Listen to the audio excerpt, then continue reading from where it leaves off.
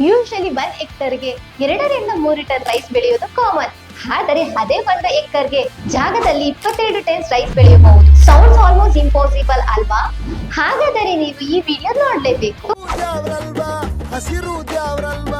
ನಮಸ್ಕಾರ ಫಾರ್ಮರ್ಸ್ ರತ್ನಗಳೇ, welcome back to our channel. ಅಲ್ಲಿ ಬಿಹಾರ್ ಸ್ಟೇಟ್ ಅಲ್ಲಿ ಸಮಾನತಾ ಕುಮಾರ್ ಅನ್ನೋ ಯಂಗ್ ಫಾರ್ಮರ್ ಅವರು 1 ಹೆಕ್ಟರ್ ಜಾಗದಲ್ಲಿ 22.4 ಟನ್ ನಷ್ಟು ಅಕ್ಕಿನ ಬೆಳೆಯೋದು ವರ್ಲ್ಡ್ ರೆಕಾರ್ಡ್ ಮಾಡಿದ್ರು. ಈ ತರ ಒಂದು result system of rice intensification farming method ಇಂದ ಪಡೆದುಕೊಳ್ಳಿದ್ದಾರೆ. ಈ ಫಾರ್ಮಿಂಗ್ ಮೆಥಡ್ ನ ಸಿಸ್ಟಮ್ ಆಫ್ ಮಿರಾಕಲ್ಸ್ ಅಂದ್ರೆ ತಪ್ಪಾಗಲ್ಲ.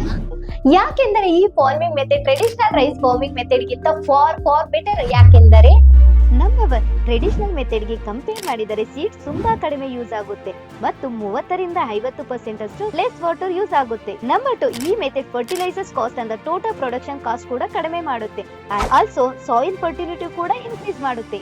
ಈ ಮೆಥಡ್ ನ ಫಾಲೋ ಮಾಡೋದ್ರಿಂದ ರೈತರಿಗೆ ಆಗೋ ಬೆನಿಫಿಟ್ಸ್ ಏನು ಮತ್ತೆ ಅದು ಯಾವ ತರ ಬೆನಿಫಿಷಿಯರಿ ಆಗುತ್ತೆ ಅನ್ನೋದನ್ನ ತಿಳ್ಕೋಬೇಕು.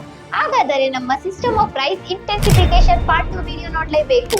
ಅಲ್ಲಿ ಗಂಟ like, share, save, follow answer this farmers Ratna.